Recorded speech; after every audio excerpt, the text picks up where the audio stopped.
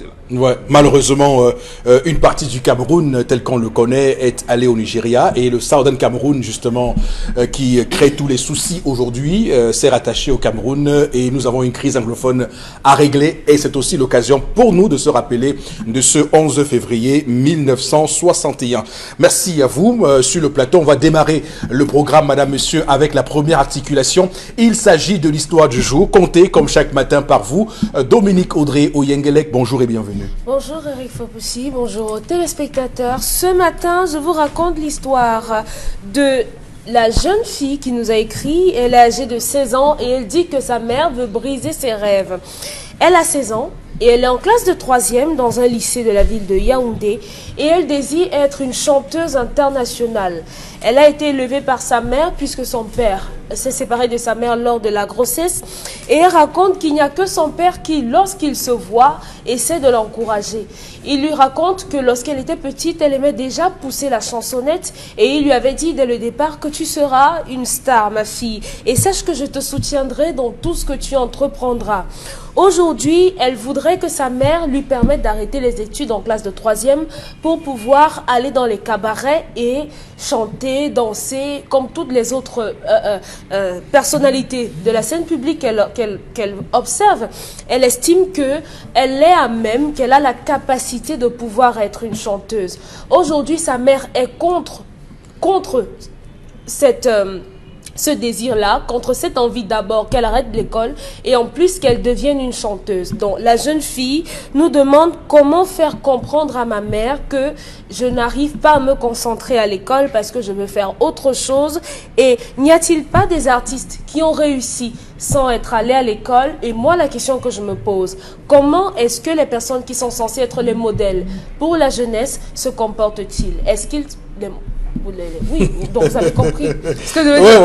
Est-ce que les artistes et autres renseignent suffisamment nos jeunes frères sur quelles sont les réalités les artistes de leur métier? Encadrent-ils aussi? Voilà. D'abord, à 16 ans, 3e, c'est une élève médiocre. Très en retard. Oui, parce qu'à 16 ans, on a le baccalauréat. Hein. Oui. Arrêtons. Pas logiquement, à 16 ans, on a le baccalauréat, quoi qu'il arrive. Que ce soit logiquement ou illogiquement, mais au moins qu'on soit d'accord parce que votre humble serviteur que je suis a eu son baccalauréat à 16 ans. Donc, ce qui est tout à fait...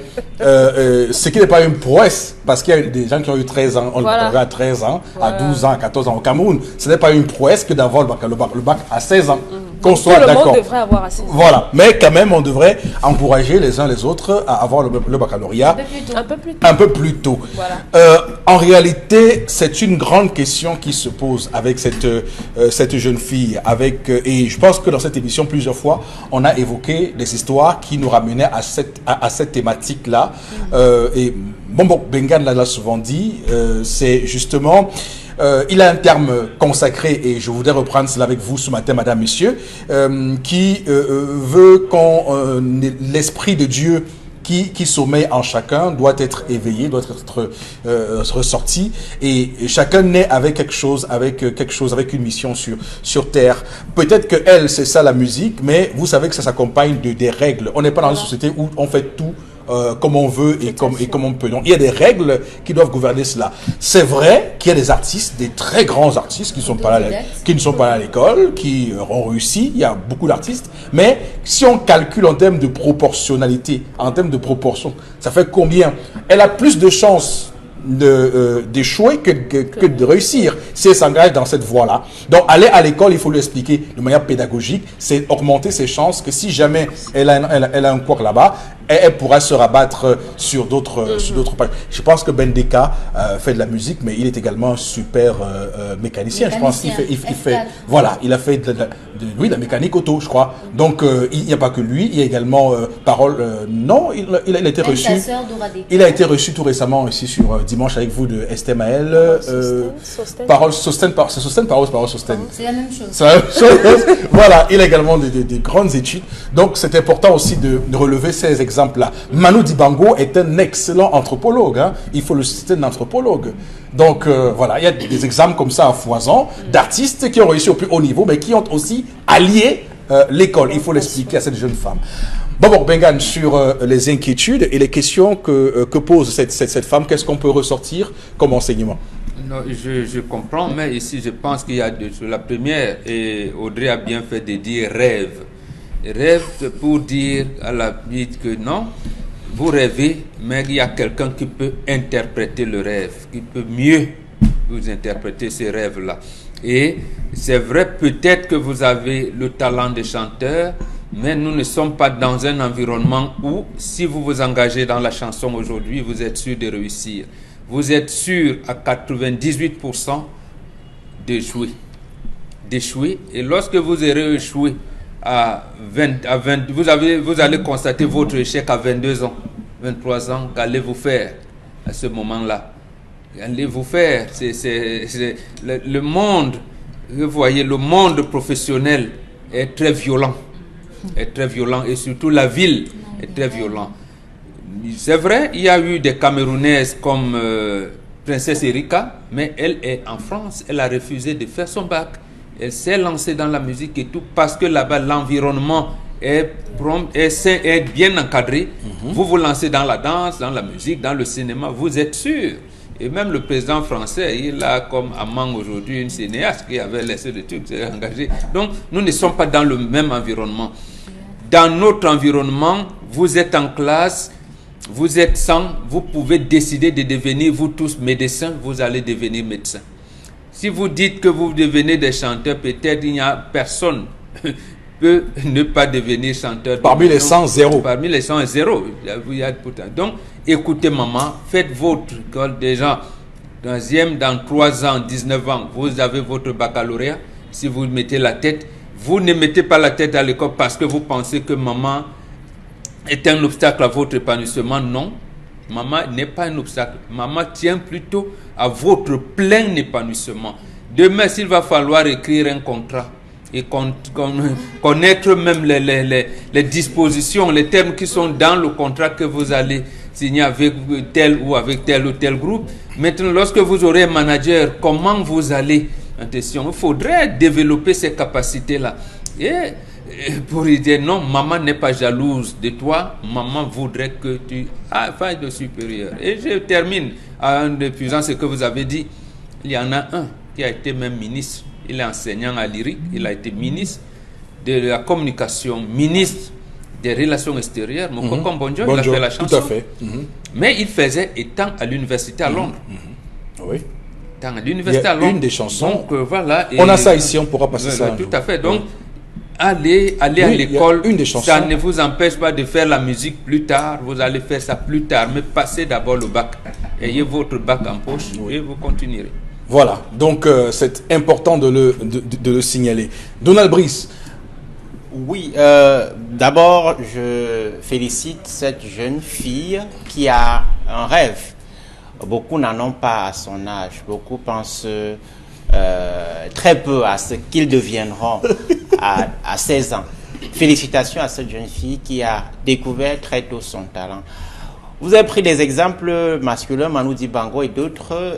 Je prends un exemple féminin pour montrer qu'il y a des artistes qui, bien qu'ayant embrassé la carrière artistique, continuent leurs études. Linda Raymond, par exemple, pour citer ce cas féminin, oui. Linda Raymond poursuit des études de communication artistique en ce moment, mais elle est une talentueuse chanteuse que tous les Camerounais ont découvert il y a quelques années.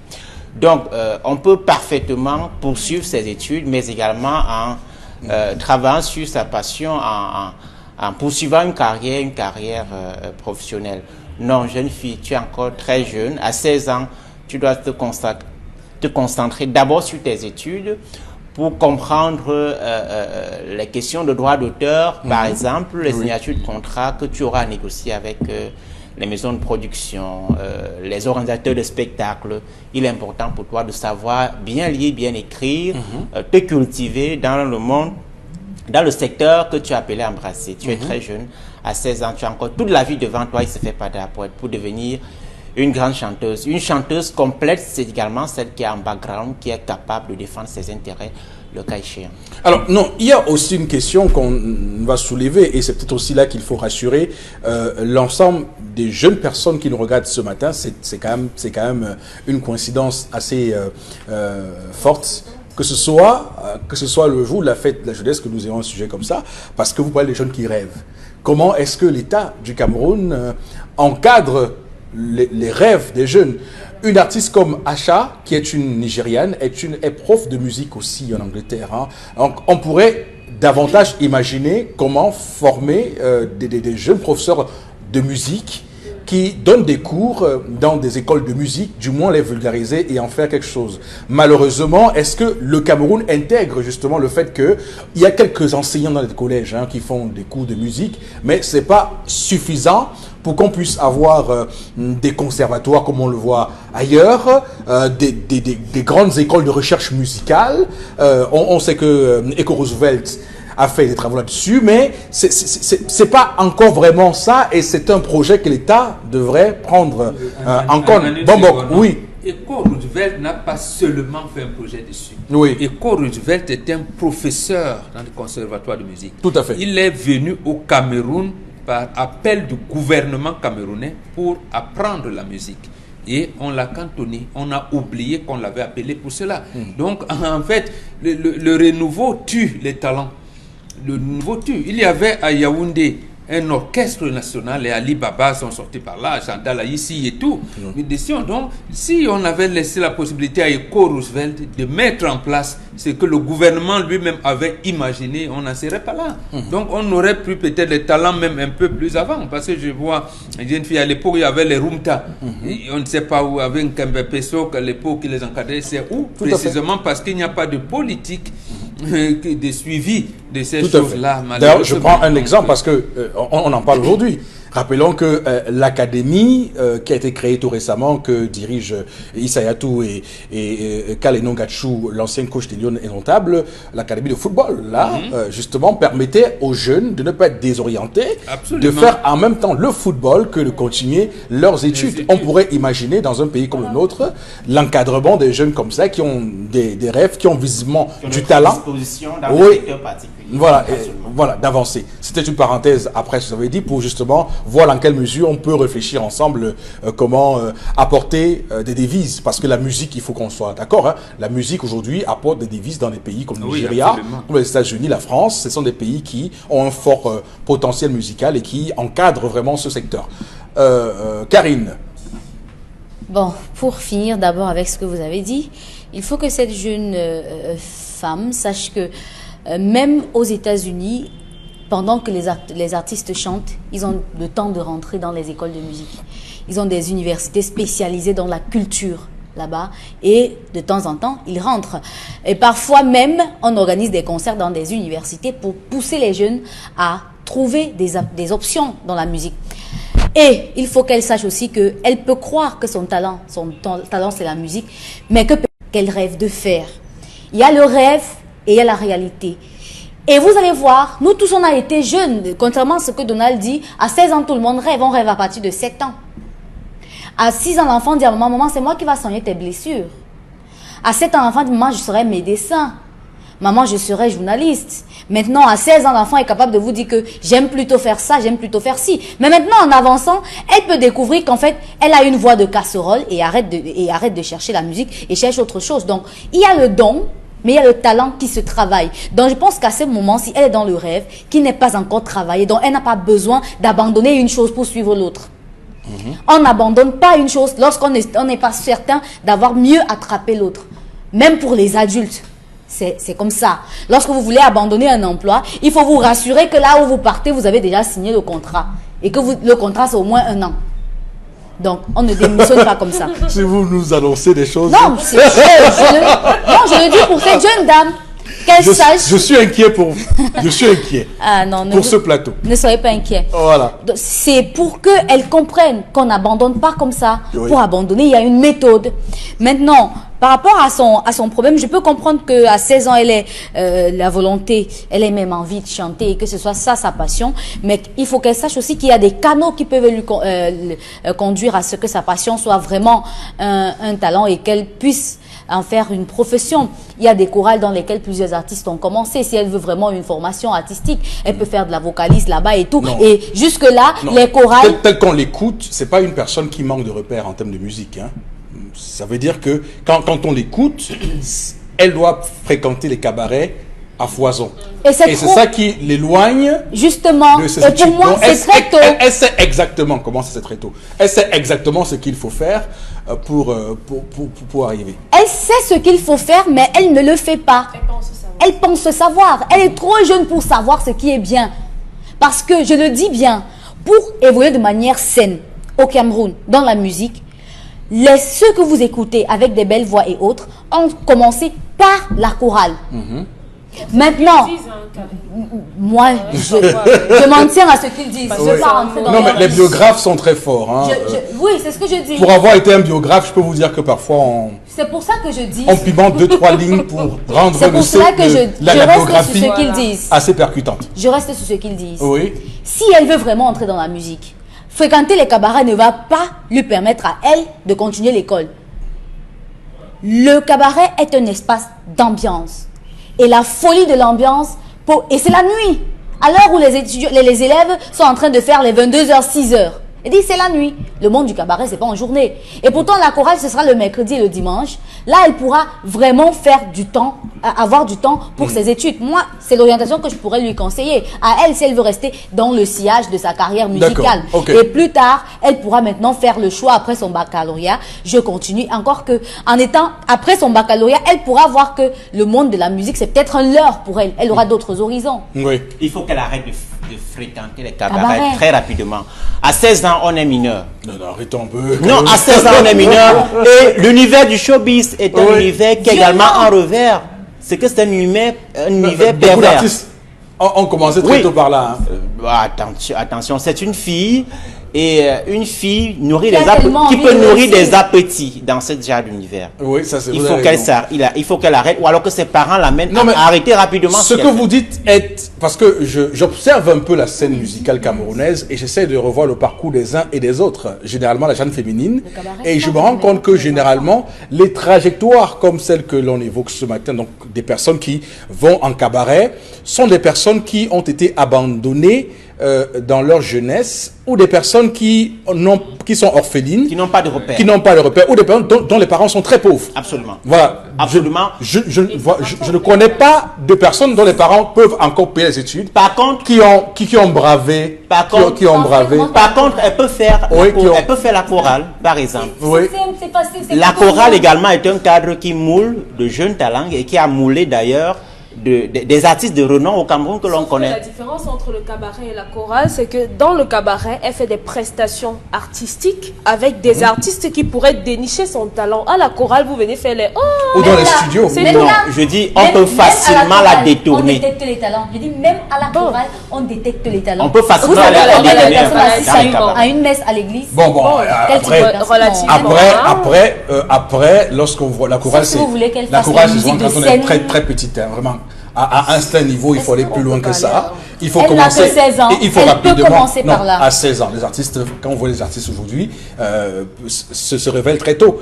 Regardez des artistes de plus en plus se révèlent très tôt.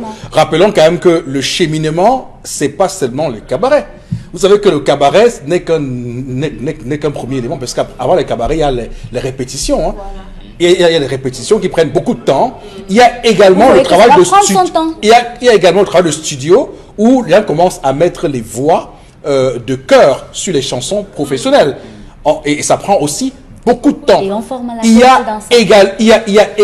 a également des tournées artistiques, des concerts où vous êtes appelés à venir faire poser les chœurs pendant le concert. Il y a beaucoup d'éléments qui forment les artistes.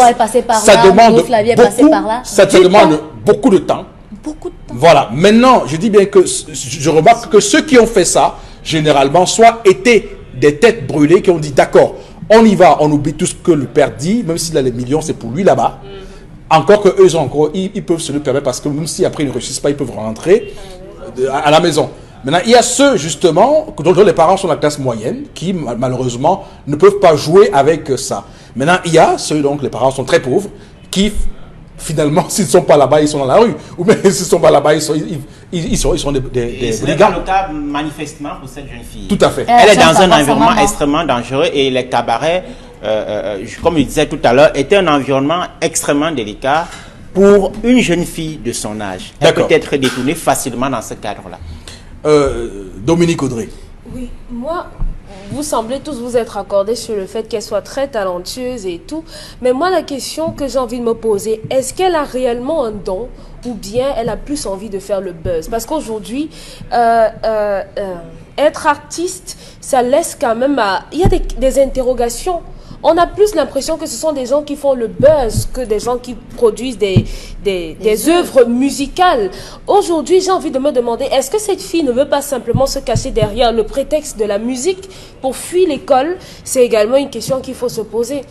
Je pense pour les parents que lorsqu'on est séparé d'une femme et qu'on a un enfant, on a quand même l'obligation de s'accorder sur l'éducation qu'on donne aux enfants. Si la mère de l'enfant n'est pas d'accord avec une orientation que l'enfant veut avoir, il n'est pas bon que le père vienne dire que je te soutienne. Parce que ce que le père de cette fille a fait, c'est réussir à l'enfoncer, contrairement à la mère qui a d'autres objectifs pour son enfant.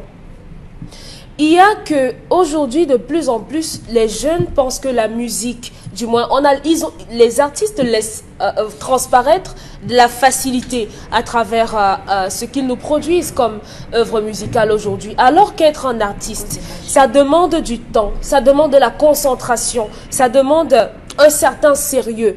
Moi, je ne vais pas dire à cette fille de ne pas le faire, mais je vais lui poser simplement la question de savoir, ok, aujourd'hui on te lance dans un studio, tu produis une œuvre musicale. Est-ce que tu es prête à manger le tapioca pendant 10 ans? Sans que personne ne te donne rien, sans que tu n'aies pas la possibilité de manger du poisson ou de la viande, parce que ton œuvre n'aura rien produit. Parce que c'est à ça que tu t'exposes. Aujourd'hui, on ne fait pas la musique simplement parce qu'on pense avoir des revenus après. Tu peux faire tout ce que tu fais là et jamais tu n'auras rien. Tu vas rester au même niveau. Donc, c'est dans ton intérêt de finir d'abord tes études, parce que la musique en même temps ça ne finit pas. Il ne faut pas se laisser tromper parce qu'on voit beaucoup d'artistes aujourd'hui se compromettent et ce n'est pas parce qu'ils sont forcément bons, c'est parce qu'ils ont des contreparties qu'ils donnent et qu'on les voit aujourd'hui, on les entend partout. Vous la découragez? Non, non, je ne découvre. Est-ce qu'elle est prête? Est-ce qu'elle est prête? Moi, je n'aime pas. Je ne vais pas la décourager. Je pense que on n'apprend que de ses erreurs.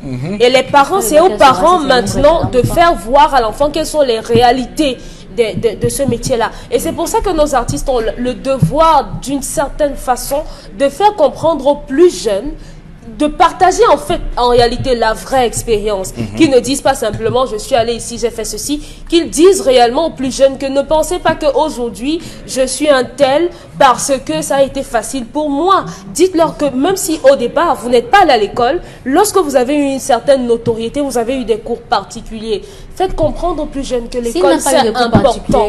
C'est important. C'est important. D'accord. Très bien, on va s'arrêter là pour ce matin. J'ose croire que cette jeune femme de 16 ans nous a écoutés. Je peux vous dire que si elle est vraiment passionnée, elle ne vous écoutera pas.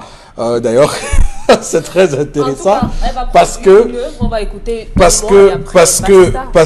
les destins, comme vous le voyez, sont parfois incompréhensibles. Vous avez des gens qui ont des destins, vous ne comprenez pas comment ils ont fait, mais il y a aussi beaucoup de détermination à avoir pour elle. Si elle veut continuer sur ce chemin, ça ne sera pas facile. Et c'est vrai que les adolescents persistent là où les parents résistent.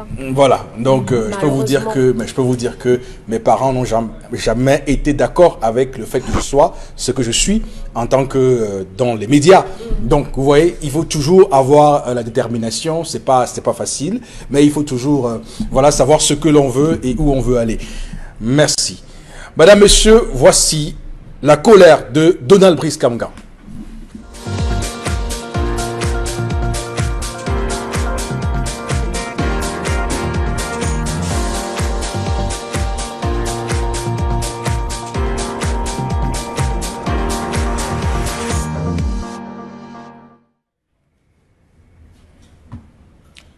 J'interpelle ce matin la conscience nationale sur la question de la dette intérieure du Cameroun.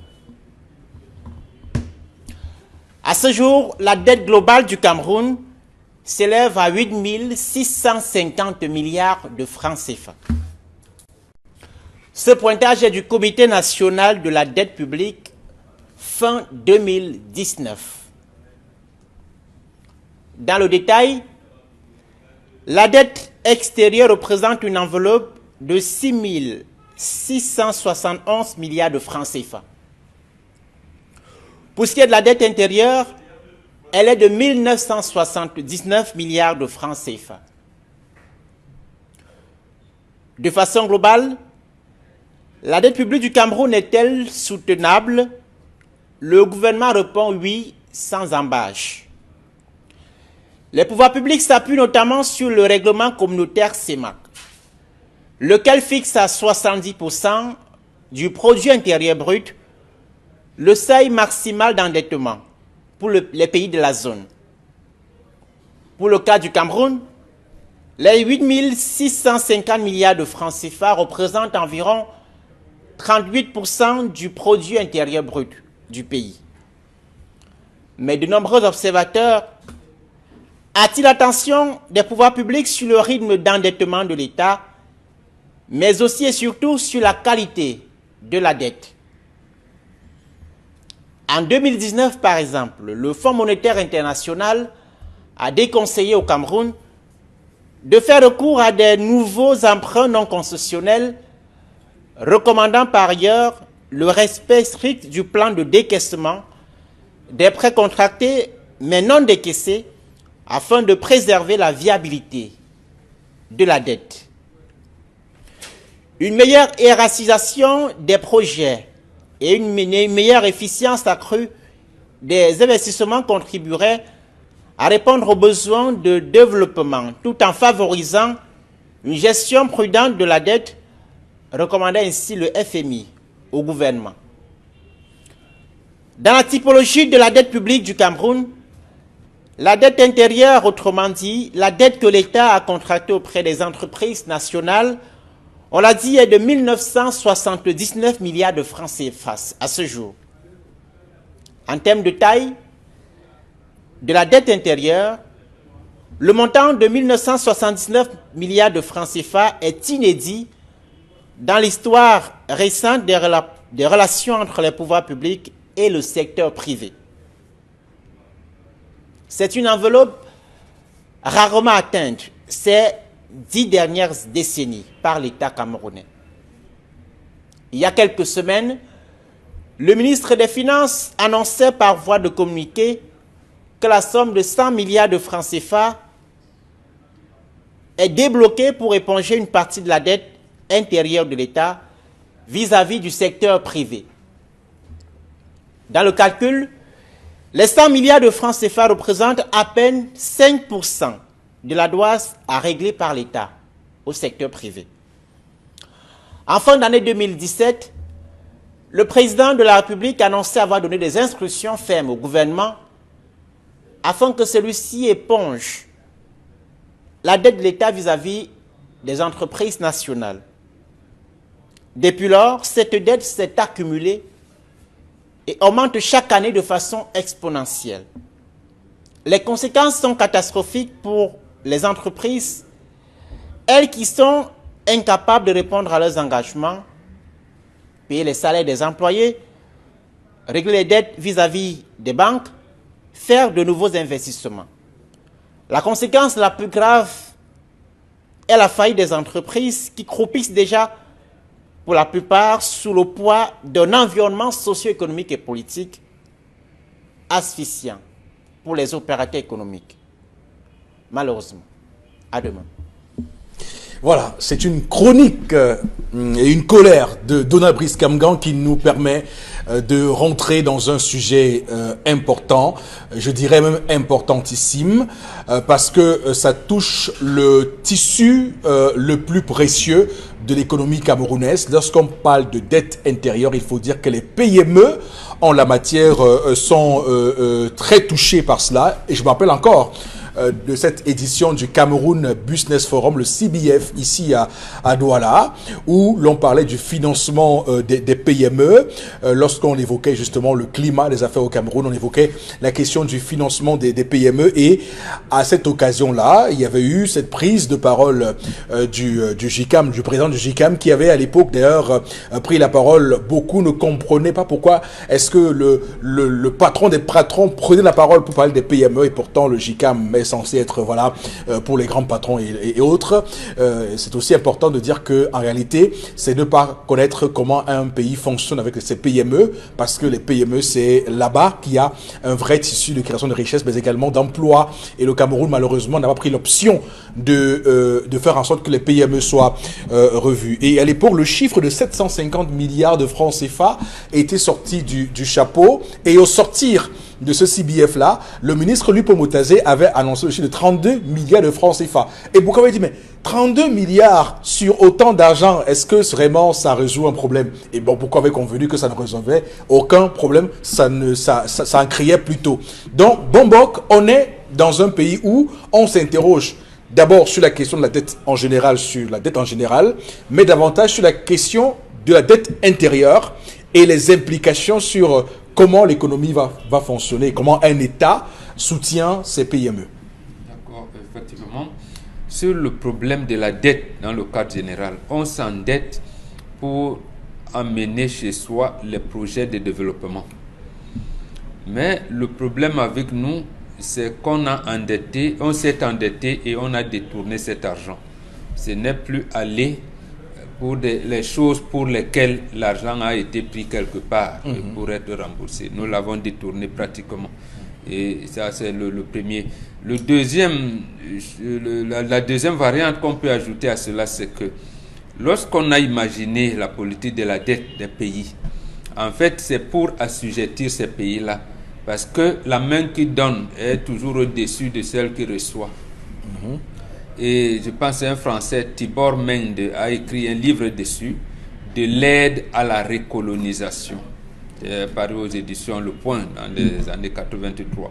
Donc, l'aide publique au développement, en fait, ce n'est pas net. Pour, comme disaient les Blancs, ils partent pour mieux rester. Mais au moins, si on avait, lorsqu'on prend de l'argent, parce qu'on veut créer des entreprises, on crée, parce qu'on veut faire des routes, on fait au moins ces routes-là. Parce qu'on veut construire un port, comme a été le cas à Kribi, qu'on fasse ce port, le chemin de fer, un certain nombre de choses, ça aurait quand même servi à quelque chose. Mais nous, on détourne cet argent. Maintenant, c'est dans ce détournement d'argent, il a dit de l'autre volet que vous avez indiqué, la dette intérieure. Voilà. La dette intérieure. Ce que nous apporte justement en termes de réflexion aujourd'hui Donald Brice Kamga. Voilà comment la Tunisie s'est développée. Lorsque ce pays accède à l'indépendance en 1957 avec Bourguiba, il dit aux entrepreneurs, regroupez-vous par 2 ou 3. Pendant 5 ans, vous ne payez pas les impôts, mais vous avez l'obligation de recruter les Tunisiens au sein de votre entreprise. Je vais vous donner des marchés de gré à gré. Ça vous permettra d'avoir l'expérience, ainsi de suite, ainsi de suite. Et lui, il paye. Chez nous, que vous avez une commande publique, on ne paye pas. On ne paye pas. Vous engagez d'abord vos fonds propres pour exécuter les travaux de l'individu, engager et tout. Vous engagez. Finalement, vous ne rentrez pas dans vos sous et on ne vous paye pas. Comment un ministre des Finances va dire que je vais auditer la dette? Ça veut dire qu'en fait, ils tiennent des comités, comment vous appelez ça, les conseils de cabinet tous les derniers jeudis, ils sont ensemble. Ils devraient tenir auprès du président de la République, devraient assister auprès du président de la République les réunions du conseil des ministres, ça ne se tient pas. Donc, quand ils viennent donc auditer, ça veut dire qu'ils se soupçonnent entre eux, il n'y a pas un travail collégial. Et c'est ça qui amène donc la caisse autonome d'amortissement à dire, oui, moi j'ai l'argent ici. Je peux même vous donner. Mais comme votre gouvernement là ne sait même pas monter les projets, et les projets qu'on a montés n'arrivent pas à exécution, L'autre chose, vous ne savez même pas monter les dossiers pour entrer en possession de l'argent. Je ne vous donne rien. D'accord. Donc voilà dans quelle ambiguïté nous nous trouvons aujourd'hui. Voilà. Et d'ailleurs, sur la question de la dette intérieure, il faut qu'on soit d'accord sur la question. Pourquoi est-ce qu'on s'attarde sur les PME? Parce qu'à l'époque, il y avait également eu une polémique sur la question de la dette intérieure parce que vous aviez des PME qui se plaignaient de ce que les grandes entreprises, même quand elles font recours aux PME pour les services, ne payent pas, elles, souvent rapidement, ne payent pas. Alors, les grandes entreprises, elles, par contre, disaient que non, en fait, elles ont également, vis-à-vis de l'État, de l'argent qu'elles attendent. Donc, malheureusement, c'est une chaîne qui continue et qui est un cycle infernal de dette à tous les niveaux. Donc, c'est une grande question et c'est important qu'on l'adresse ce matin. Mais, Dominique Audrey, quelle est votre lecture sur la question de la dette intérieure du Cameroun? J'ai un peu le cœur serré lorsqu'on parle de ce sujet parce que en réalité, ces PME-là sont principalement les entreprises, les socles sur lesquels on peut s'appuyer pour créer des richesses. Lorsqu'on a un gouvernement... C'est la clé même du développement, les PME. Lorsqu'on a un gouvernement qui réussit, comme en 2017 par exemple, on parlait de 12 000 entreprises qui avaient un problème, qui étaient carrément à deux doigts de fermer boutique parce qu'ils avaient des dettes énormissimes que le gouvernement devait leur payer. On se demande comment est-ce qu'on fait alors que ce sont ces entreprises-là qui permettent d'équilibrer d'une certaine façon la balance économique dans un pays. Moi, j'ai envie de me demander comment les choses sont organisées. Pourquoi on ne rembourse pas leur argent? Si on a par exemple une entreprise comme Père Bambokadi qui doit faire dans les travaux publics, la réfection de route, je ne sais pas, je dis n'importe quoi, et qu'on ne solde pas, comment est-ce que cette entreprise fait pour payer ses salariés? Comment cette entreprise fait pour payer les impôts? Je me pose la question. Ils ne payent pas et après ils vont fermer et les salariés s'en vont. On fait ça avec plusieurs entreprises encore et encore et encore et après on se plaindra qu'on a une jeunesse qui est inactive, inexistante, qui ne fait rien. Pourtant, le gouvernement ne fait rien pour accompagner ces entreprises-là. Que fait-on de l'argent qu'on prête à l'extérieur du pays? Parce que on est censé prendre cet argent-là pour investir dans des projets rentables. Rien n'est fait. Donc, conséquence, on a des PME qui pleurent, qui ferment et malheureusement, c'est le Cameroun qui perd. Qui perd. Malheureusement, c'est le Cameroun qui perd. Il faut bien qu'on s'entende, hein, parce que après, il faut qu'on s'entende. Les pays du monde, et c'est important que Bengan ait relevé le cas de la Tunisie, soutiennent leurs PME, leurs entreprises à travers la commande publique. Ça veut dire qu'en temps réel, l'État passe des commandes à des entreprises locales pour qu'elles fassent des fournitures à l'État.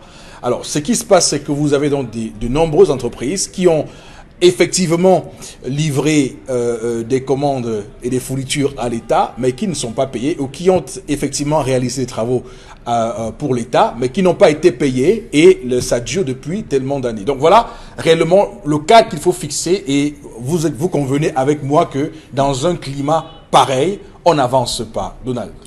Oui, alors pour que nos téléspectateurs mesurent l'ampleur de la question, concrètement, les conséquences, c'est ceci. Si les établissements Fopoussi, je prends un exemple, fabriquent du bois, est spécialisé dans la fabrication des meubles.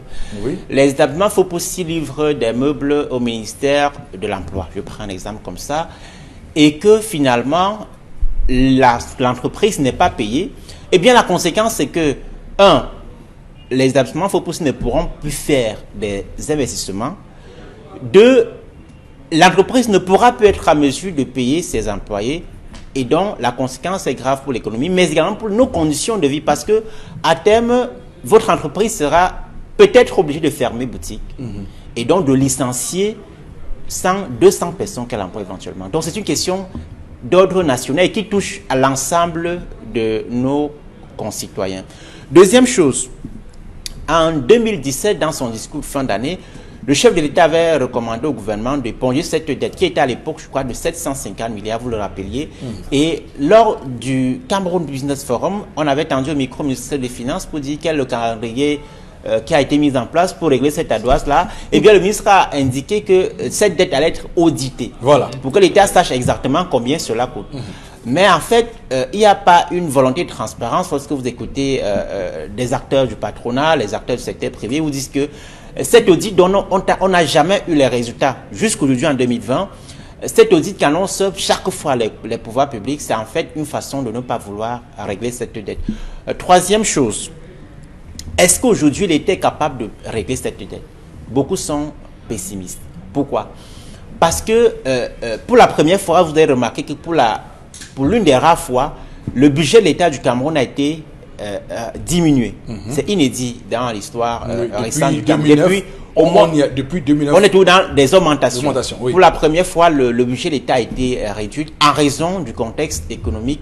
Vous savez que la crise anglophone, par exemple, ôte à l'État des recettes de l'ordre de 20%, par exemple, sur des entrées fiscales que l'État aurait pu avoir. Donc, ce qui fait que l'État est en difficulté sur ce point-là. Même s'il y avait une volonté de payer. Alors, en théorie, on enseigne aux étudiants d'économie que l'État est infaillible, mais vous voyez qu'à la confrontation à la réalité, cette théorie est très difficile parce que vous savez qu'aujourd'hui, il y a des États du monde qui n'arrivent plus à financer non seulement l'économie, mais également à régler les charges comme les salaires, par exemple. Il y a des États qui n'arrivent plus à payer les salaires. La Grèce a subi ça. Par exemple. Le Portugal, l'Espagne aussi. Donc, beaucoup d'analystes estiment aujourd'hui relèvent aujourd'hui que l'État camerounais ne peut pas régler sa dette sans compromettre ses missions régaliennes comme l'accès à l'eau potable, l'électricité, ainsi de suite. Et donc, c'est un véritable tourbillon dans lequel l'État est. Surtout que l'État doit en même temps régler une dette intérieure, comme vous l'avez dit, qui est de plus en plus galopante, et une dette extérieure qui reste tout aussi soutenue, hein, qui est beaucoup plus important. D'ailleurs, que la dette interne. Voilà, tout à fait. Donc, il y a beaucoup de choses. Est-ce que le Cameroun est insolvable? On vous dira non, parce qu'on vous rapportera les agences de notation comme Standard & Poor's ou bien Fitch, qui ont dit que le Cameroun a une note de combien, je ne sais plus. Mais bon, pour dire que le Cameroun est quand même, heureusement, dans les clous par rapport au pays au même niveau de développement en Afrique et même dans le monde. Donc voilà.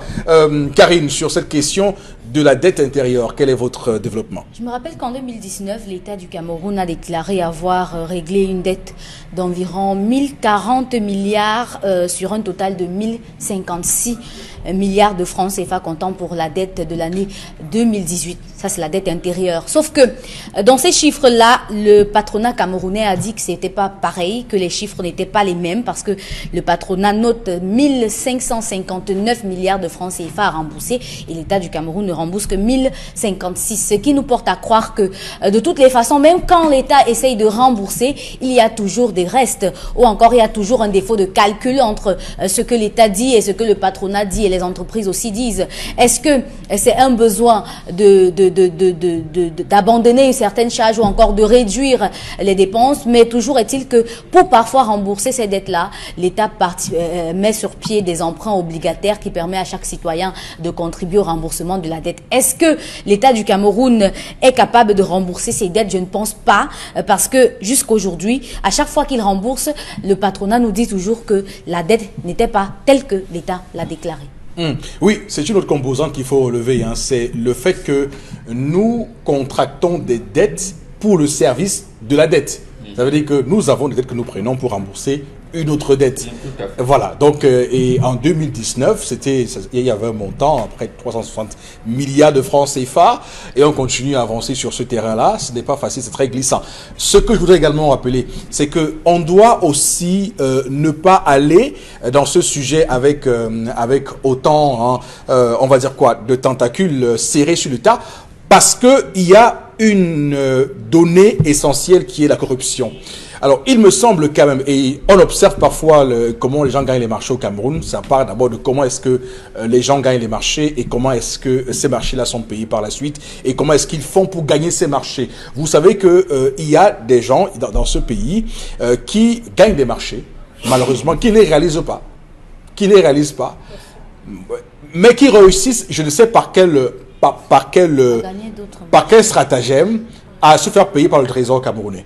Je ne sais pas comment ils réussissent à avoir un bon du trésor, comment ils font alors qu'il y a dans le même temps ceux qui font vraiment le travail et qui malheureusement ne sont pas payés.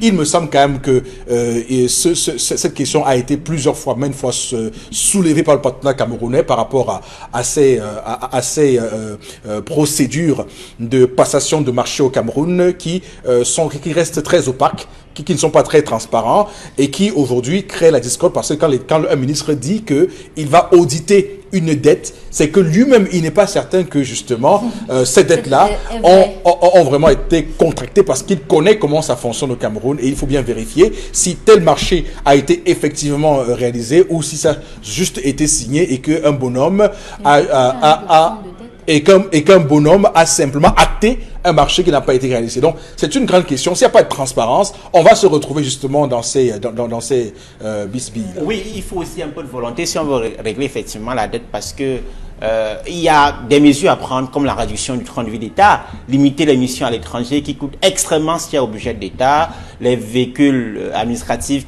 qu'on acquiert ça et là, les voyages présidentiels qui coûtent cher aux contribuables, mais il y a également des mesures qu'il faut prendre comme la réduction de la taille du gouvernement. Un gouvernement qui a autour de 70 ministères et assimilés, à quoi cela sert? Est-ce que c'est rationnel? Si on veut vraiment rationaliser la dépense publique, évidemment qu'il y a des mesures. Absolument, c'est budgétivore, on l'a toujours dit, et c'est des poches de dépenses qu'on pourrait aller chercher pour rembourser la dette. Et vous l'avez dit, c'est une question de volonté politique. Y a-t-il la volonté de payer ces gens-là? Vous savez aussi que dans ce pays, n'oublions pas qu'il y a une donnée de la République du mauvais cœur qui veut que un fonctionnaire va imaginer que vous aurez 20, 50, 100 milliards en une fois et estimer que s'il n'y a pas sa part dessus, vous n'aurez rien du tout. Il faut aussi prendre ça en compte parce que, évidemment, les opérateurs économiques se plaignent de ce qu'on leur fait un chantage fou pour rembourser leur argent parce que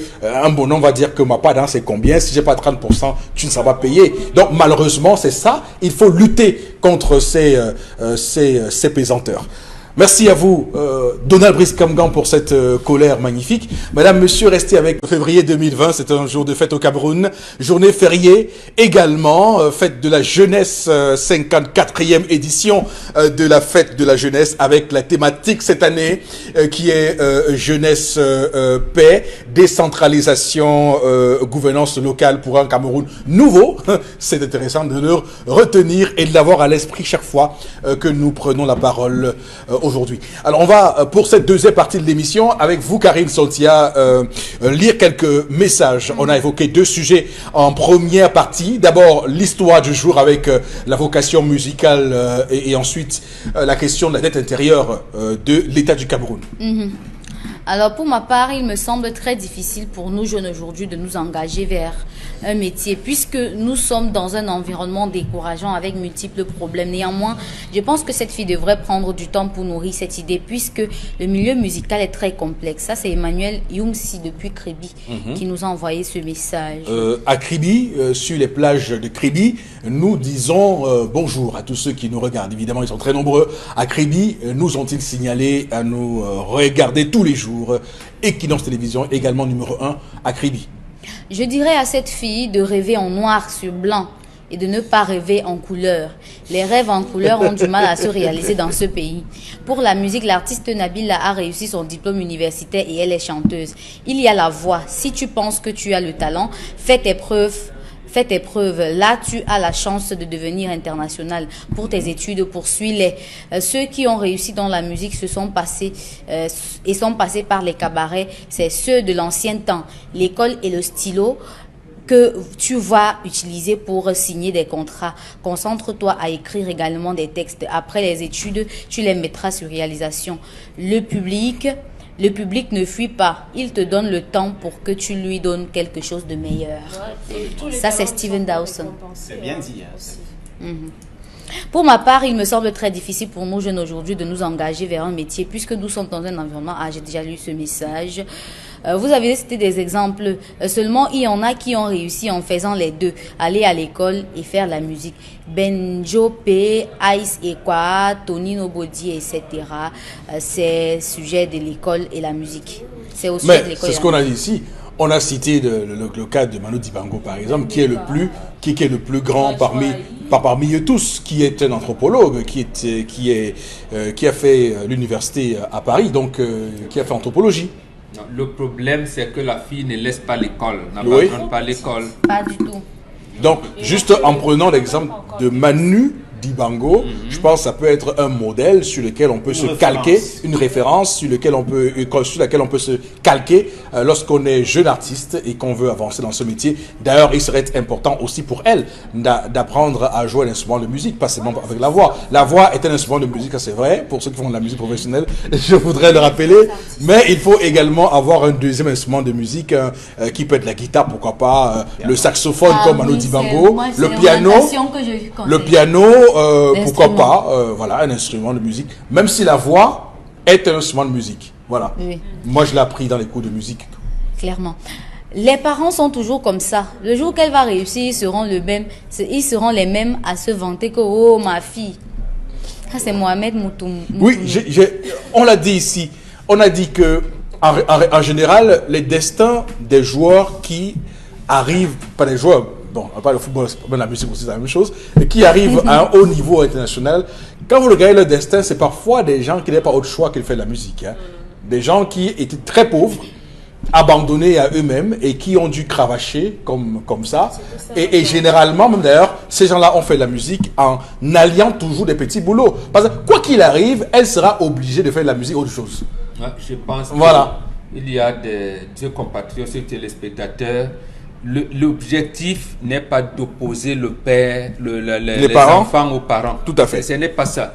C'est-à-dire que voilà le raisonnement purement camerounais. C'est-à-dire qu'ils ne voient que... Mais puéril, d'ailleurs. Non.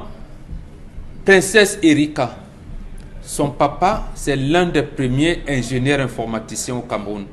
Pour ceux qui connaissent l'UNEC, les étudiants qui étaient à l'UNEC, il est de ceux qui ont informatisé l'administration publique en Algérie. Vous avez donc une fille qui va passer le bac la semaine prochaine, qui vous dit, papa, je ne vais pas composer, je vais faire la musique. Vous dites quoi? Vous dites, ah oui, ma fille, que Dieu te bénisse. Que Dieu... Non, un parent qui réagit comme ça, ce n'est pas normal. Vous vous opposez d'abord. Maintenant, vous lui dites, donc ma fille, voilà les canaux, voilà. Donc, ne voyez pas toujours la guerre. La guerre, non. La guerre. Et surtout, là-bas, c'est un environnement autre qui est différent du nôtre.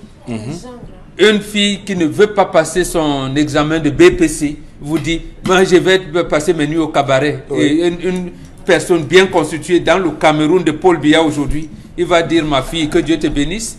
Mais non, attendez, même ailleurs, c'est pas évident. Hein. Je rappelle quand même qu'en France, quand vous écoutez les textes des rappeurs comme Black M, il y a une chanson qui m'est quand même assez intéressante où il tire à boulet rouge sur sa conseil d'orientation, qui avait carrément dit qu'il n'avait aucun avenir et qu'il n'arrivera nulle part. Et donc, il fait une chanson pour lui rappeler.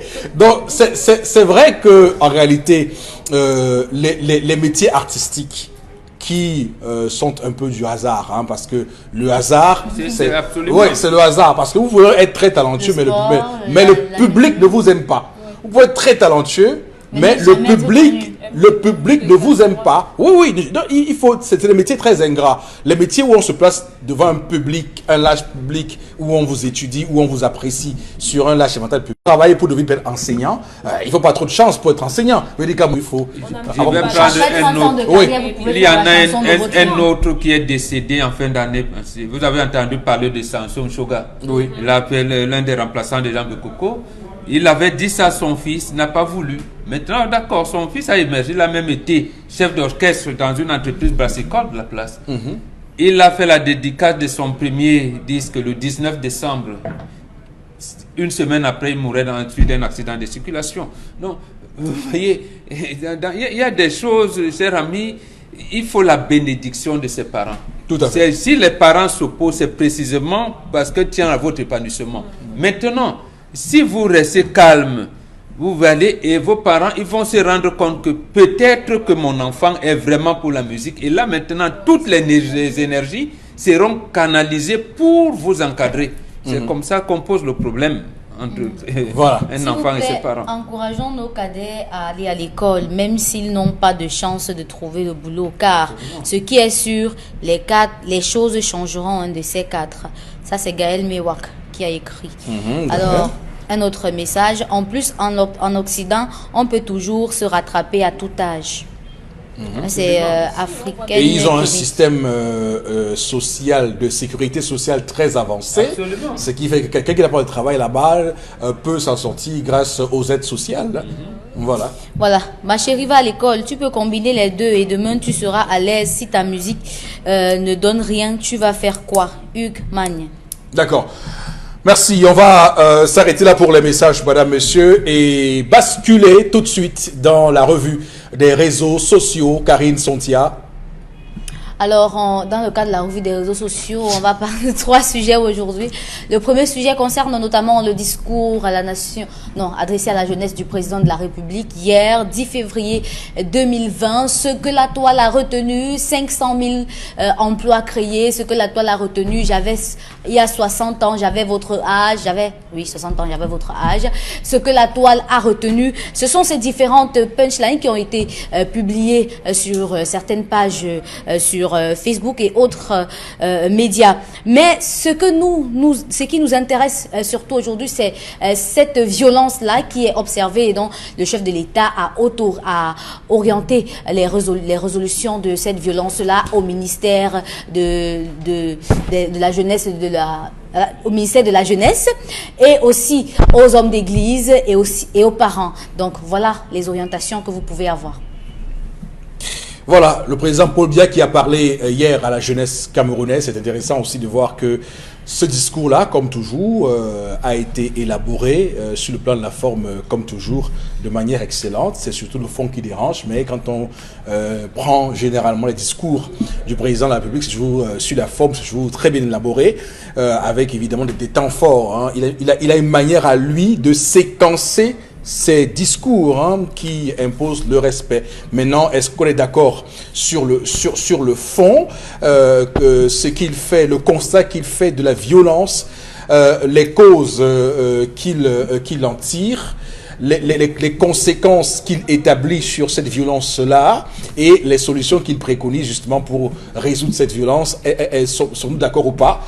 Il a quand même évoqué des chiffres, et Karine Sontia l'a évoqué tout à l'heure, des chiffres qui ne sont pas aujourd'hui acceptés de tous, parce que ça paraît un peu surréaliste. 500 000 emplois créés en 2019. Beaucoup attendent de voir comment tout cela a été fait et quel est le détail de tout cela. Mais ce qui est important, et bon, Bengan, c'est le constat qu'on va faire ensemble, c'est que le président camerounais parle beaucoup d'une jeunesse dont il a désormais besoin. Il conclut par là.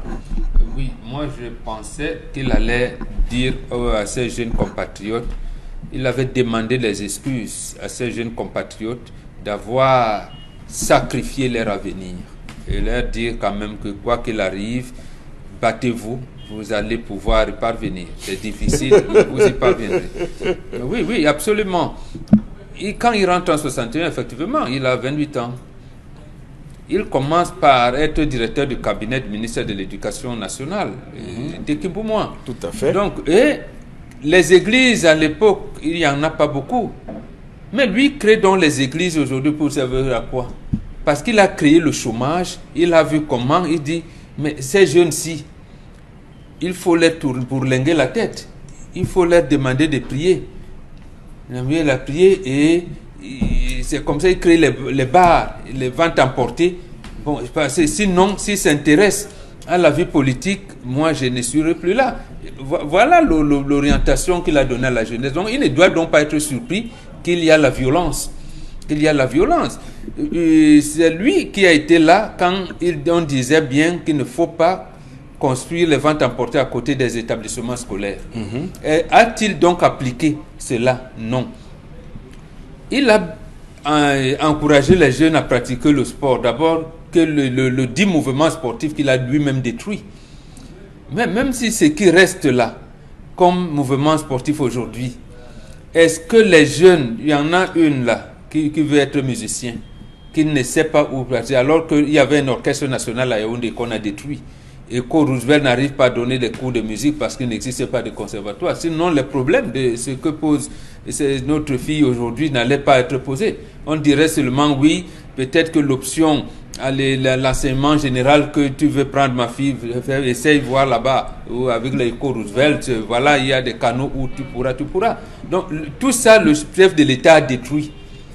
Il a détruit. Donc, dans le sport, vous avez parlé de l'académie de football maintenant, mais qui y va? Et non, Gachou, il forme quel footballeur? Pour quel avenir? Donc, ce n'est pas normal, moi. Et en attendant de dire, si on intègre les docteurs PhD qui ont fait grève dans ce fichier, les 500 emplois, j'ai dit non. Il n'a pas crié, puisque là, il y en a même une qui a failli mourir.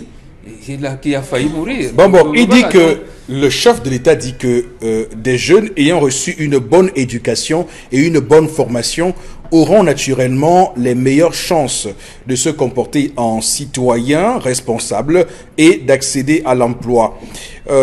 C'est quoi se comporter en citoyen responsable selon le chef de l'État? Moi, je réponds d'une autre manière. Diplôme, doctorat, PhD. Ça veut dire qu'on a une bonne éducation, une bonne instruction. Est-ce qu'ils sont sûrs d'avoir... Nous en avons là, il y a quelques jours, qui n'étaient pas sûrs, ils ne sont pas sûrs d'avoir l'emploi.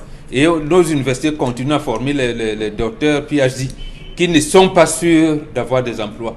Ça veut dire que là, moi, je ne suis pas en accord avec le chef de l'État quand il pose le problème comme ça. Donc, il n'y a pas d'autre chose. Est-ce que les organisations de la société civile, parce qu'il a parlé du ministère de la Jeunesse et de l'Éducation civique, je peux prendre d'abord partir du secteur public où il est, avec Jean-Marc Bikoko, qui est fonctionnaire, qui dirige le syndicat du secteur public, qui a dans la société civile une association qu'on appelle Dynamique citoyenne. Est-ce que Bikoko et son mouvement forment les Camerounais à la citoyenneté? Oui, c'est ça leur ambition, mais on les empêche de se former. Je veux dire, le pouvoir actuel les empêche de se former. Dans le privé, je parle de Maximilien Ngombe et Philippe Nanga. Est-ce que vous pouvez me dire si Philippe Nanga et Maximilien Ngombe peuvent former, je veux dire, reçoivent le soutien de Renouveau pour former les Camerounais à la citoyenneté telle que le recommande le chef de l'État? J'ai dit non. Ils sont là, ils peuvent me contredire, ils peuvent apporter des arguments contraires si ce que j'ai dit n'est pas vrai. Donc, nous, on évoluait hier avec un seul ministère comment on l'appelait, du sport, et de la jeunesse et des sports. C'est comme ça qu'on évoluait, ministère de la jeunesse et des sports. Aujourd'hui, on vient séquencier pour tuer l'éducation qui était portée par ce dit ministère. D'accord.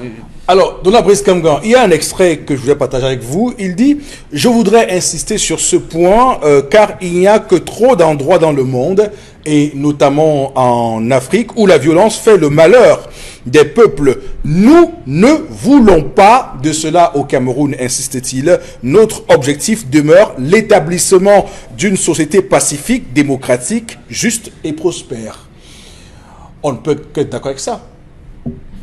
Oui, sur le principe. Oh, ben oui, on ne peut pas. Écoutez, voilà. La lutte contre la violence doit pouvoir être impulsée par le gouvernement. Après avoir évoqué la mémoire du jeune Boris Tchakounté dans son discours, c'est une satisfaction. On se serait attendu, puisque le ministre, Madame le ministre des enseignements secondaires ne l'a pas fait, que l'on annonce au moins la tenue très prochaine d'une instance, d'une commission, d'une instance au sein de laquelle on débattrait de la violence en milieu scolaire, qui atteint des niveaux inacceptables, insoutenables dans notre contexte. La violence, le ton de la violence est donné par le gouvernement. Cette violence publique sur les acteurs politiques, cette violence psychologique vis-à-vis de la jeunesse. Bon, on le rappelait tout à l'heure, le chef de l'État a été directeur de cabinet du ministre de l'Éducation nationale qui est décédé, était Kimbouma, à 28 ans. Et quelques temps après, je ne me coupe pas, il est nommé secrétaire général du ministère et président de la Commission nationale de bourse. Il quitte là pour être directeur de cabinet civil et secrétaire général à la présidence de la République. Donc, pour les Camerounais que nous sommes aujourd'hui, en fait, c'est le mieux, le Camerounais le mieux il devait être le mieux informé, le mieux préparé, à répondre à ces problèmes-là. Oui. Chef du gouvernement à la trentaine, ensuite secrétaire général de la présidence. Alors, cette montée fulgurante au sein de l'appareil d'État, est-ce qu'un jeune aujourd'hui peut rêver à 30 ans être secrétaire général de la présidence? Attention, c'est un rêve trop beau pour être réalisé dans notre contexte. La moyenne d'âge autour du chef de l'État, c'est 70 ans, 60-70 ans. Alors, dans ce contexte, c'est une violence psychologique vis-à-vis de la jeunesse qui n'aspire à rien. Évidemment que tout le monde ne peut pas être fonctionnaire, tout le monde peut être agent de l'administration. Le secteur privé, on parlait des PME tout à l'heure. La dette dont on parle, la dette intérieure, c'est vis-à-vis de la PME, la PME qui constitue 70% de notre tissu industriel et qui est ainsi asphyxié par l'État qui est censé protéger, encadrer, favoriser, faciliter leur création et leur développement. Mais aujourd'hui, les jeunes qui investissent dans le secteur privé, dans les PME justement, sont asphyxiés à la fois par la dette, à la fois par les procédures administratives extrêmement longues, à la fois par la corruption, les copinages, ainsi de suite. Un certain nombre de facteurs qui bloquent toute initiative. Donc, lorsqu'on a fini d'évoquer cela, vous avez, on parlait de la confiscation de l'État par un petit nombre, par une minorité. Vous avez quand même au Cameroun un président de l'Assemblée nationale qui est là depuis une vingtaine d'années et qui en a fait apparemment une parcelle de pouvoir qui lui est exclusive. C'est quand même incroyable dans notre contexte. Donc, lorsqu'on parle de la violence, il y a une violence qui est entretenue et promue par l'appareil d'État. Alors, Dominique Audrey, il y a ce paragraphe que je voudrais partager avec vous. Écoutez-moi très bien. Il dit, il y a 60 ans, j'avais alors votre âge, le Cameroun accédait à l'indépendance. Les jeunes de l'époque en avaient rêvé et elle est devenue réalité. La tâche était immense. Nous en étions conscients. Il aura fallu beaucoup d'efforts, mais aussi de sang et de larmes pour arriver où nous en sommes. Ce sont des générations de jeunes comme vous qui y ont consacré leur vie, dit-il. Nous n'avons pas à avoir honte de ce qu'ils ont fait. Aujourd'hui, les Camerounaises et les Camerounais, dans leur grande majorité, vous savez, des termes majorité au Cameroun il y a immense majorité, il y a grande majorité, dans leur grande majorité, peuvent manger à leur faim, se faire soigner, aller à l'école, au collège, au lycée, à l'université, ont le droit de s'exprimer et de voter librement. Alors, d'accord ou pas avec ça? Je suis pas trop d'accord. Je crois que lorsqu'il parle des jeunes qui se sont battus pour l'indépendance, il fait allusion au Myobe et autres, c'est ça? Ah, mais justement, c'est un problème, le fait qu'il ne les cite pas. Il les a presque jamais cités dans ses discours. Bon. Non, il parle aussi de lui. Qu'est-ce qu'il... Comment? Donc, il dit que... Il précise parce que dans le discours... Il fait partie de cette génération-là. Dans le discours, quand il dit il y a 60 ans, il met un tiret pour rappeler. Vous savez, quand on met le tiret, c'est pour faire une illustration. Il dit, et j'avais à peu près votre âge à cette époque-là. Après, il continue. Et puis après, il ferme encore. Il met le tiret qui ferme et il continue son discours. Il y a 60 ans, je faisais 6. Oh, il y avait 6, ça. Donc, il s'est inclus là-dedans dans les jeunes qui, à l'époque, s'étaient battus et qui avaient vécu l'histoire de l'indépendance. Parmi les nationalistes. Parce que vraiment, l'histoire de nous a jamais dit que... Même au sein de l'Union des étudiants camerounais, il n'était pas. Mais il y a une idée qui est sortie en disant qu'il était même UPC. On ne peut pas dire ça, on peut pas dire ça, personne. Mais il est là. L'histoire. Non, mais veut dire à un moment donné, les membres de l'UNEC sont là. Tous ne sont pas encore morts. Bon, maintenant, quand on a dit ça, qu'on interroge sa participation dans cette lutte-là, moi j'ai envie de dire que les jeunes d'aujourd'hui mènent aussi leur combat. On a vu des jeunes qui ont marché pour un parti politique, qui se sont fait arrêter justement. Mais sauf que la différence, c'est que ceux qui sont morts, ceux qui ont donné de leur sang, il y avait des colons en face. Voilà. Sauf qu'aujourd'hui, ce sont des Camerounais qui martyrisent, de jeunes Camerounais qui ont des revendications. C'est ça la différence.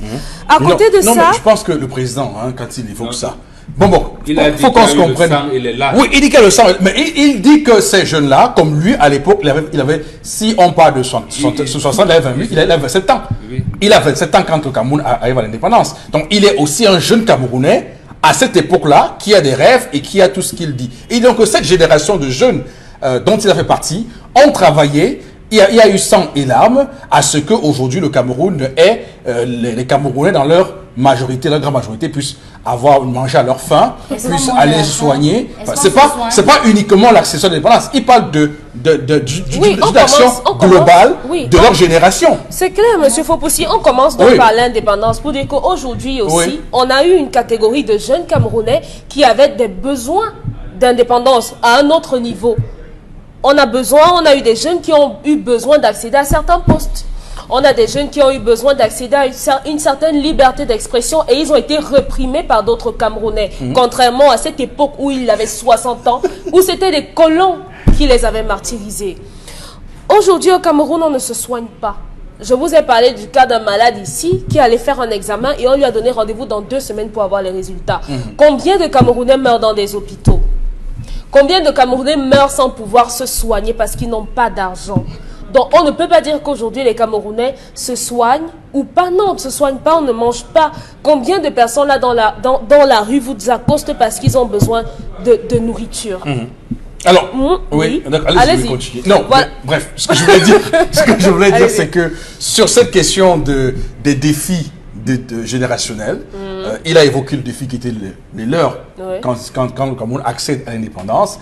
Ce qui est intéressant, c'est que dans le même discours, il dit bien, du moins il fixe le cadre de ce que les jeunes, nous, aujourd'hui, nous devons faire. Il dit que vous serez la première jeune génération à bénéficier de la gouvernance locale. Faites-en quelque chose d'assez important. C'est ce qu'il dit. Il dit que pour la première fois, le Cameroun va implémenter la gouvernance locale et la décentralisation.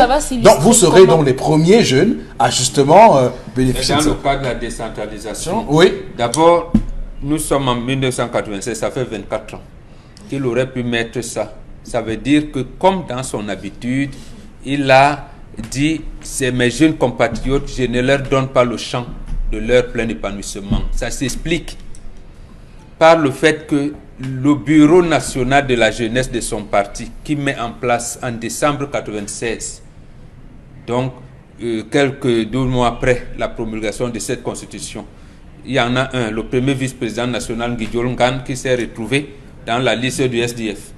Ça veut dire qu'il est resté là-bas 23 ans, on l'a oublié.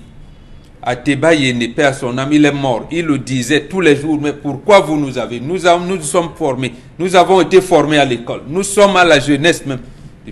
Il les oublie, les jeunes de son propre parti. Mais attendez, non, il faut quand même qu'on soit un tout petit peu. Lorsque le chef de l'État... Vous voulez dire qu'une Nourane Fotsing, par exemple, qui est en passe d'être députée, par exemple, si elle avait militaire au DPC, elle ne pouvait pas être députée. Elle serait en train de coller les affiches de Ngahan Isaac. À Douala Avouri Est. Non, mais pas sérieux. Mais je vous dis, l'honorable Ngahan Isaac, il sait que c'est à ça qu'il a réduit les jeunes. Le problème, c'est qu'on a été surpris. Tout comme en 1990, la naissance du Social Democratic Front nous a surpris. Et apparemment, les gens ont été piétinés par balles à Bamenda. Je ne sais pas comment les balles piétinent les gens. Mais bon, passons. Et on revient. Si dans la jeunesse veut à l'université, la seule université qui existe, quelle a été la réponse du gouvernement pour mettre un cadre d'études approprié pour les enseignements supérieurs? C'est cette université aujourd'hui qui bat de Kahin Kahan. Et beaucoup d'étudiants qui ont revendiqué. Il savait lui-même qu'il n'y a même pas de micro dans des amphithéâtres. Il n'y a même pas la craie. Mais il y a des étudiants qui ont été exclus de l'enseignement supérieur au Cameroun. Ils sont allés, il y en a beaucoup qui sont devenus, ils ont bénéficié d'autres formations en Occident et tout. Donc, mais que représente la jeunesse qui est restée ici? Tout à fait. Non, il faudrait quand même qu'on... donc, Nicolas, vous terminez sur... J'avais aussi envie de interroger sur le rôle et l'importance du ministère de ce fameux MINJEC-là. Honnêtement, c'est vrai qu'il a mentionné un Youth Connect et je vous promets que c'était la première fois que j'entendais parler de ça parce que, entre guillemets, c'est censé être une plateforme pour des jeunes scolarisés, non scolarisés, qui ont des projets qui n'en ont pas. Mais sauf que, est-ce qu'on en parle Samuel suffisamment? Eto'o est l'ambassadeur. Est-ce que c'est... Samuel Eto'o en est l'ambassadeur. Bah, combien de Camerounais le savent? Puisque c'est censé être pour des jeunes Camerounais. Combien savent qu'il y a une plateforme comme ça à adresser? Oui, c'est lancé officiellement en décembre 2019. En 2019, voilà. Oui, est-ce qu'il y a eu des campagnes? Il a mentionné également des travaux autour de la lutte contre les stupéfiants et autres. Avez-vous déjà vu une campagne dans une école où on demande aux gens de ne pas en consommer? Ou bien avez-vous vu des campagnes publicitaires dans des télés pour... exposer des méfaits des stupéfiants sur l'organisme? Non, ce ministère ne joue pas son rôle. Aujourd'hui, c'est une journée consacrée à ce ministère. Ils vont faire le tapage un peu partout dans le Cameroun, mais après quoi? Rien. Ils ne feront plus rien. Plus on les voit plus au niveau de la chaîne nationale, parler là-bas, faire des campagnes là-bas, mais sauf que le Cameroun ne se cantonne pas là-bas. Beaucoup de Camerounais ne regardent pas cette chaîne. Allez dans les chaînes où les gens ont une certaine... Je suis sérieuse. Je suis sérieuse. Combien de personnes regardent cette chaîne? J'ai même pas envie qu'on parle trop de ça puisque nous tous on sait. Donc allez là où les gens regardent et faites des campagnes là-bas. Apprenez aux jeunes enfants ce que ça cause que de consommer des stupéfiants. Sortez de cette chaîne-là. Vous savez où est-ce qu'on appelle place de l'indépendance à Douala? Vous connaissez la place de l'indépendance à Douala? Oui. C'est l'esplanade qui est en face du marché central. Oui, voilà, justement. Mais comment vous l'appelez? Le gazon. Le gazon. C'est là où on vend les médicaments, voilà, et les drogues et tout. Donc, voilà la place de l'indépendance qui est devenue l'omnisport de la drogue. Voilà. Ok. J'aimerais relever en 30 secondes le point soulevé par le président de la République concernant le plan triennal jeune, qui m'a un peu froissé, moi, parce que lorsque on parlait de ce point, j'étais en licence et jusqu'à aujourd'hui, on n'a jamais fait le rapport de ce point, de ce plan triennal jeune. On ne sait pas à quel niveau nous sommes, les différents projets proposés par les jeunes. Donc en 2015, vous étiez en licence? Oui. Okay. Donc je ne sais pas trop à quel est le rapport de ce plan triennal jusqu'aujourd'hui. C'est triennal, donc c'est 3 ans. Il devrait se limiter en 2018 si on s'en tient à ce calcul-là. Alors nous sommes en 2020, puisqu'on en parle encore. C'est quoi? Il y a un nouveau plan triennal qui arrive, ou alors celui-là a été achevé, ou encore il est toujours en cours. Il faut bien qu'on sache. D'accord. Il est toujours en cours. Voilà, j'avais oublié. Il a parlé. C'était 102 milliards de francs CFA. 102 milliards de francs CFA sur 3 ans. Oui. 3 ans, là, derrière, le chef J'ai eu une autre. Une quarantaine de projets avaient été élaborés. J'ai eu une autre. J'ai eu une autre interrogation. Okay. Au niveau de la bonne éducation et de la bonne formation, il était question de dire que les Camerounais qui auront droit. Voilà. Qui est-ce qui est censé former ces bons citoyens-là? Qui fera de bons Camerounais? Qui va donner la bonne éducation? Les enseignants qu'on arrose dans des morgues? Que les sous-préfets giflent. On commence d'abord par là-bas. Parce que si on a de mauvais enseignants, des enseignants qui sont mal dans leur peau, on sera tous de mauvais Camerounais et par conséquent, on n'aura droit à rien. Voilà. Bon. Vous êtes une pertinence. Ah oui, ça m'arrive pas tous les jours. Hein.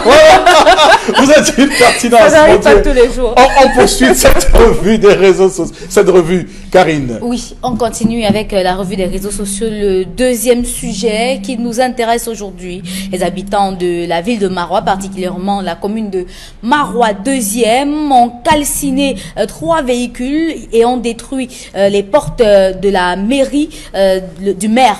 La voiture du maire sortant RDPC qui a été surpris en train de ramasser du matériel de la commune aux environs de 20 heures. Une commune selon les résultats qui a été remportée par le FSNC. Bon, on n'a pas encore les résultats. Mais bon, on n'a pas encore les résultats. Ça, c'est l'information que nous avons prise sur les réseaux sociaux. Oui, on va dire, et en passe d'être remporté par le FSNC.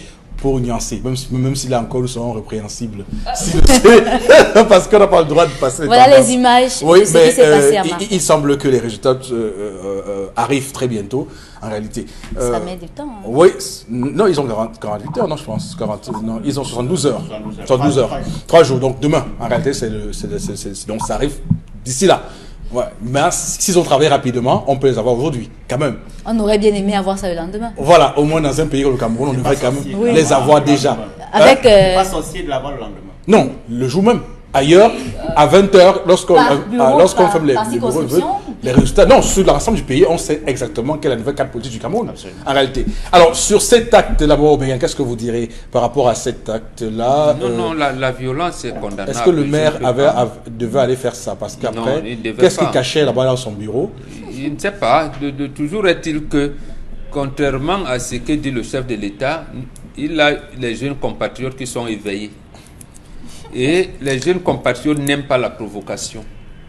Il dit, faites vos choses à Yaoundé, mais d'ici, sur le plan local, monsieur le maire, attendez, si vous partez, votre remplaçant viendra, vous faites votre passation. Mais c'est quel camerounisme ça? Quelqu'un n'est plus à la mairie. Est-ce que les choses de la mairie, c'est pour lui? Donc, est-ce que la mairie? Je sais pas. Je ne peux pas supporter l'acte de violence. Bon, si j'avais été là, j'aurais demandé seulement aux jeunes compagnons, non, à déceler. Bon, oui, si vous pouvez personne ne supporte l'acte de violence. Mais le maire, il provoque. C'est le maire qui provoque. Et justement, le système du renouveau a hérité ça de la colonisation française, la répression et la corruption. Donc, il faut provoquer, À un moment, les Camerounais peuvent vous dire que, mais non, arrêtez ça. On en a marre.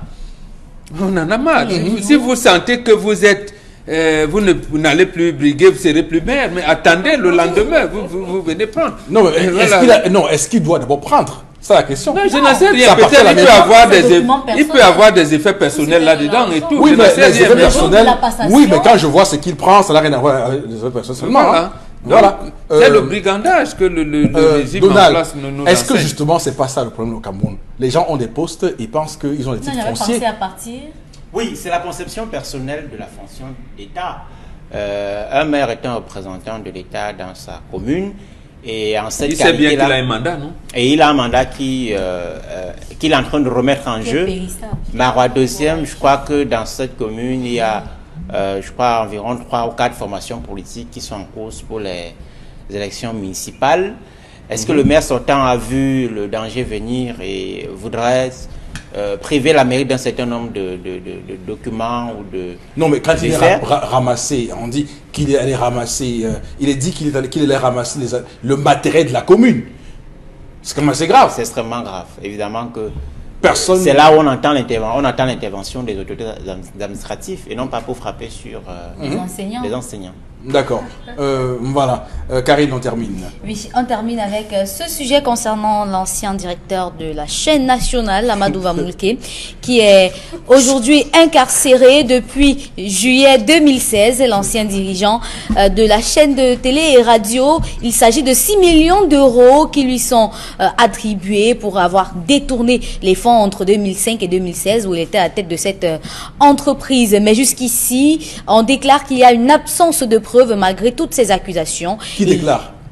Alors la justice. Reporters sans frontières. Reporters sans frontières déclare qu'il n'y a pas de preuves jusqu'ici pour appuyer ou encore étayer les accusations portées contre sa personne, mais jusque-là, il reste toujours en prison. Et hier, en France, au niveau de l'ambassade du Cameroun en France, il y a eu une manifestation pour réclamer sa libération.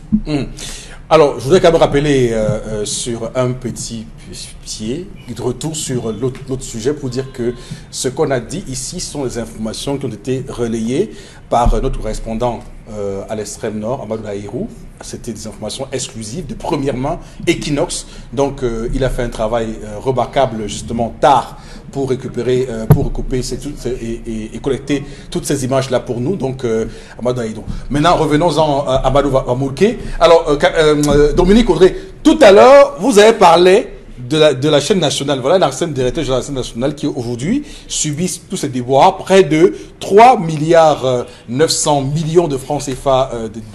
On l'accuse d'avoir détourné cet argent. Aujourd'hui, Reporters sans frontières vole à son secours avec cette manifestation monstre hier devant l'ambassade du Cameroun en France. Pour vous, il faut soutenir ce type d'initiative pour vous ou attendre que la justice fasse son travail? Sauf que depuis 2016, on attend que le tribunal se prononce. Depuis l'incarcéré, il n'y a pas eu de jugement. On entend également qu'il est malade et qu'il n'a pas un traitement approprié. On se demande pourquoi on on envoie les autres pour faire des évacuations et que lui, jusqu'à présent, il est toujours cantonné dans cette prison-là. Bon, maintenant, j'aimerais savoir, ce sont les Camerounais qui font des manifestations là-bas? Non, ce sont des reporters de partout. Oui, reporters sans frontières, ASF. Oui. C'est des journalistes à la base. Oui, c'est clair. Donc maintenant, jusqu'ici, le gouvernement ne se prononce pas là-dessus alors qu'on fait le tapage devant la porte du Cameroun. C'est le PHE Pervier. Je veux dire que les autorités, puisque c'est la porte du Cameroun, devant la porte du Cameroun qu'on est en train de faire le bruit depuis, pourquoi est-ce que le ministre... L'ambassade de la porte du Cameroun. Vous faites un lien avec les affaires de... Bien sûr, si on parle des autres manifestations qui engagent le Cameroun, pourquoi ne pas parler de celle-ci? Eux n'ont rien cassé. Ah, les autres ont cassé. Bon, moi, je pense qu'on devrait... Les personnes qui l'ont incarcéré devraient peut-être accélérer avec le jugement, puisqu'il est question, les reporters sans frontières estiment qu'il n'y a pas de preuves contre lui et qu'on doit le libérer. S'il y a dans des preuves qu'on retient, qu'on a contre lui, qu'on le juge et qu'on le condamne, tout simplement, pourquoi le retenir à la prison? D'accord. Bambok. Voilà un directeur de service public qui devait servir d'exemple, d'abord de probité, de rigueur dans la gestion. Oui. Voilà, moi je pense que le chef de l'État devrait le prendre, devrait le citer dans ce discours. Voilà un homme rigoureux qui arrive, il dit je ne vole pas, il trouve en place un certain nombre de mécanismes et premièrement, parce qu'il faut que les gens sachent ce qu'ils disent, on l'accuse de coaction au départ avec Mendoza alors qu'ils n'ont pas travaillé ensemble. Donc, je ne sais pas. Donc, voilà un bon directeur. Dit. Et voilà l'acte qu'il amène à Kondengui, on dit qu'il n'a pas de résidence connue à Yaoundé. Alors quelqu'un vient d'être directeur général, quelque part on dit qu'il n'a pas de résidence connue, c'est pour ça qu'on le met en prison. Et depuis cette date, on ne fait que changer des chefs d'accusation. On ne fait que changer. Il y a un bonhomme, il devrait servir d'exemple, mais il y a comme ça, il y a lui, il y a les Charles Metouk. Que font-ils en prison? Vamoul que fait quoi en prison? Moi, je ne parle même pas de son cas de maladie, parce que là, on risque de penser que la pitié, parce qu'il est malade. Non, il fait quoi? Il n'a rien à faire là-bas. Il est journaliste. Oui. Il peut être considéré comme journaliste. Oui. Il peut être considéré comme un journaliste en prison au Cameroun. Oui. Oui, mais attendez. D'abord, malgré le fait qu'il était dans le privé, il est le tout premier président que nous avons élu en juin 1996 comme président de l'Union des journalistes du Cameroun. Il a d'ailleurs renforcé la formation journalistique au Cameroun au point où même l'Union de la presse francophone, qui est l'organe de l'Organisation internationale de la francophonie, a ratifié aujourd'hui, je pense qu'ils ont tenu d'ailleurs réunion, tout ça grâce à Vamoulke. Le secrétaire général, le poste s'appelait Boeber. Donc, vous voyez, donc, il y a une génération, il fait partie de la première promotion de l'ECJ. D'abord, et de la première promotion qui a mis en place Cameroun Tribune. C'était en juillet 1974. Donc, c'est un homme sérieux dans la pratique du métier, sérieux dans le management, parce qu'il a fait ses preuves. Même à l'imprimerie nationale où il était, il fait des propositions, on ne l'écoute pas. Il était obligé de démissionner, il va dans le privé. Et c'est dans le privé qu'on prend précisément parce qu'il est un bon gestionnaire. On l'amène à la CRTV et précisément parce qu'il travaille bien, il fait la rigueur et la moralisation, c'est pour ça qu'on le met en prison. D'accord. Alors, on a encore seulement 2 minutes pour ce sujet. Donald, vous allez faire votre commentaire là-dessus aussi. Oui, d'abord, le procès d'Amadou Vamoulke fait jurisprudence, plus de 20 renvois. Depuis 2016, renvoi. Je crois que l'hôpital central de Yaoundé a adressé un rapport médical sur sa situation médical et indiquait que son état de santé était fortement décadé et qu'il était important de le faire soigner. Jusqu'à présent, la justice n'a pas accédé à cette demande. Lorsqu'on écoute également comment le procès se déroule, on a des inquiétudes parce que il n'y a pas encore eu d'éléments factuels probants à la charge de l'accusé. Manifestement, lorsqu'on essaie de voir de près un certain nombre de réformes, notamment sur la ligne éditoriale de l'Office de radio et télévision nationale, n'ont pas plu à un certain nombre d'acteurs du système qui lui en veulent. Pourquoi? Il voulait une CRTV beaucoup plus neutre. Beaucoup plus neutre, beaucoup plus indépendante. On lui a dit, monsieur, vous êtes à la CRTV. Une CRTV qui peut battre la concurrence. D'ailleurs, c'est lui qui trouve le slogan actuel, non? Ah oui, je crois à l'époque, au cas de la Oui, c'est lui qui trouve le slogan. Bon, merci. On va s'arrêter là pour cette revue des réseaux sociaux avec monsieur Amadou Vamoulke, justement, en espérant évidemment que ces manifestations qui sont faites à Paris puissent être entendues à Yaoundé et à Etoudi, plus précisément.